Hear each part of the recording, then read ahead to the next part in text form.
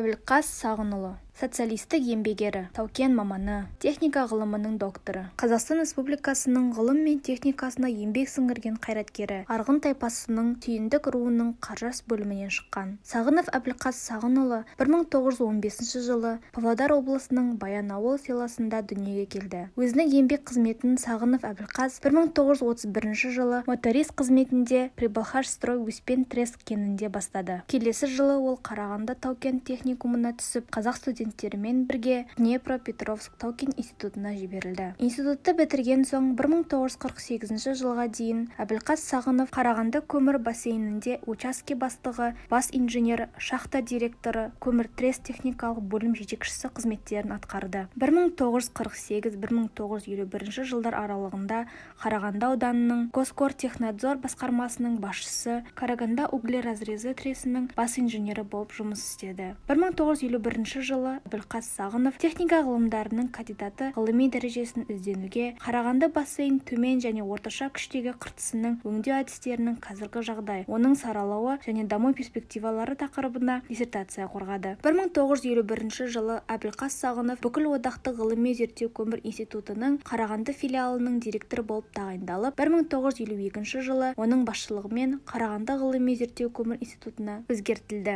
Тау жұмыстары механика бойынша жұмыстары үшін Әбілқас Сағынов авторлық ұжым құрамында 1974 жылы ғылым және техника саласында Қазақ ССР мемлекеттік сыйлығы берілді. 1987 жылы оған авторлық ұжымның құрамында Қазақ ССР өндірісінің құрылыс және тау-кен салаларында соққы әсеріндегі гидравликалық машина жасау мен теориясын дамыту жұмысының жетекшісі ретінде Қазақ ССР мемлекеттік сыйлығы берілді. Оның ғылыми басшылығымен 50 кандидаттық және 11 докторлық жұмыс қорғалды. 1993 жылы Қарағанды халық депутаттарының қалалық кеңесінің шешімі бойынша ғылым мен техника саласында үлес қосқаны үшін Қарағанды көмір бассейнін дамыту мен халық шаруашылығына кадрларды даярлағаны үшін Әбілқас Сағыновқа Қарағанды қаласының құрметті азаматы атағы берілді. Оның КСРО халық қызметінің және республиканың дамуындағы еңбегі жоғары білім мен ғылым үшін үкіметтік сыйлармен, 6 орден мен медальдармен марапатталды. Қазақстан Республикасы президенті Нұрсұлтан Назарбаев бұйрығымен 1995 жылы